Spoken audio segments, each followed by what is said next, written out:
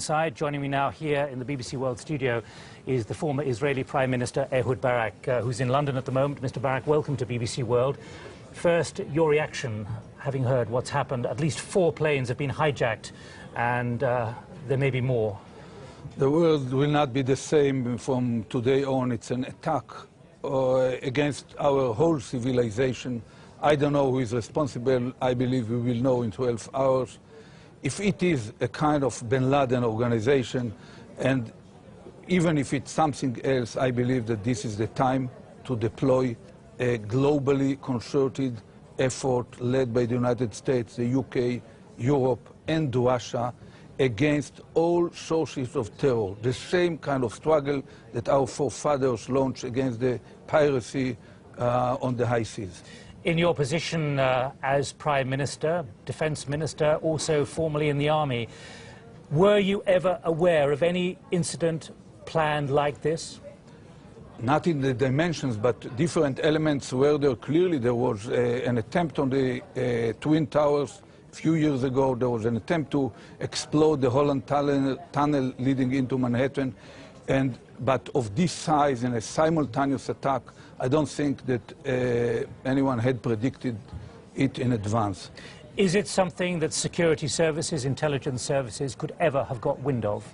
I'm not sure, but this is not the case. It really happened in front of our eyes, and the question is what should be done in regard to it in order to avoid it in the future. It's going to be a tough struggle.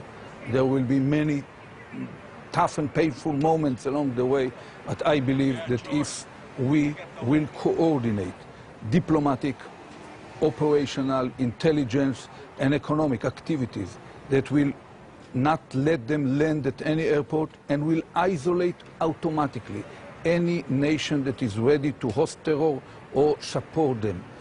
By doing this consistently along 6 or 10 years, we will reduce dramatically this challenge to all our way of life. Your words, Mr. Barak, are very similar to the words used to justify missile defense in the United States, which may have taken another 10 or 15 years.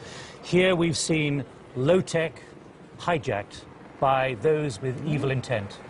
Yeah, I believe that it's, first of all, missile defense is also something which is clearly needed as long as there are something like this, rogue states, and it should be done, and it should be deployed maybe not on national level, but only on trans-regional level to cover exactly the threat from rogue states like Iran, Iraq, or Libya. But in this area, we will suffer. It will not be so easy to go aboard an airplane in the near future, but we have no way but to stand firm facing terror. Otherwise, all our way of life will be threatened. And to stand firm means to isolate from the world every nation that is hosting them and calling every terror thug with the accurate name and be ready with all the pains that come with it to act upon our observations. What price might democracy have to pay, given what has happened in the last 3 hours in the United States, given what you're experiencing now in Israel, in the center of Jerusalem, from your own citizens now, with the bombing over the weekend? There is no shortcuts. You know, our civilization is already highly vulnerable. Look at the entrances into the gates of boarding airplanes. It's a situation where it's not easy. Every simple step, crossing borders or going on a plane or on a ship, will become more complicated. But at the same time, it's a time to identify. There are no more than 5 or 6 countries in the world which are directly or indirectly responsible for hosting terror. There are no more than 10 or 15 terror thugs in the world. All the organizations are well known. The MI6 know all the information, the CIA knows, the Mossad knows it, and the same, the Zion Bureau, the band. And it's time for action.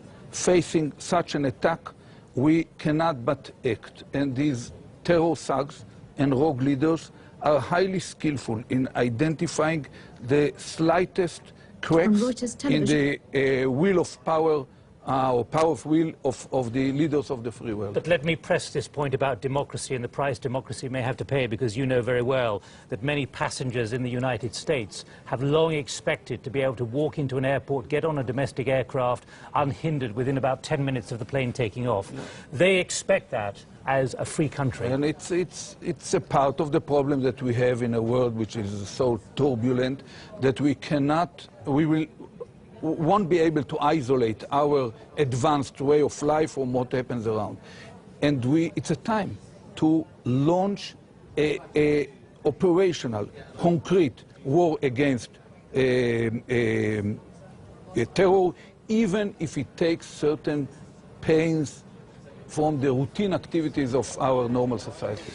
Now, Mr. Barak, you have deep problems, great attention in the Middle East at the moment, but you've used there a war against this kind of terrorism. What can be done? Because the great thing that is talked about by people like you, diplomats, politicians, world leaders, is preventing conflict before it happens. When you talk about a war, how do you take a war or a challenge or a struggle to those who are determined, through 3 or 4 people only today, to hijack 4 planes at least, as we know, hit the Pentagon, hit the World Trade Center, try and hit, we believe, somewhere else? How do you take a war to 4 people? I spent decades struggling terror, almost, you know, with my 10 fingers, together with a lot of colleagues all around the world.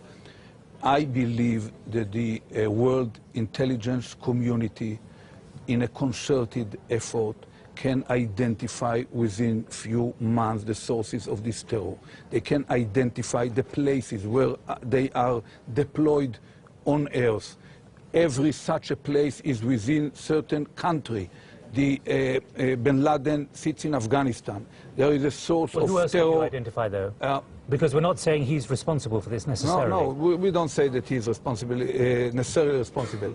We know where other terror thugs are living. We know that Ferganskaya Dolina in Central Asia is a major route for drugs, but at the same time major route for terror. And I know that President Putin is highly committed to the struggle against terror, and I feel that he should be part of this international effort. I believe that the MI6 is highly capable. You have proven it along decades. Your own skills in standing firm politically and acting pointedly, operationally against terror. And we should cooperate with preemptively? Both preemptive and by diplomatic means, namely rogue states. There are 5 of them: Iran, Iraq, Libya, North Korea. These kind of states should be treated as rogue states. And the same applies even to leaders like Arafat. We've heard him just recently condemning this. I praise him for this condemnation, but he personally is responsible for many terror events that happened in the last few years. Same happened in some other capitals in the Middle East. Ehud Barak, former Prime Minister of Israel, here in BBC World. Thank you for joining us here in our studio in London. And as Mr. Barak was speaking, we were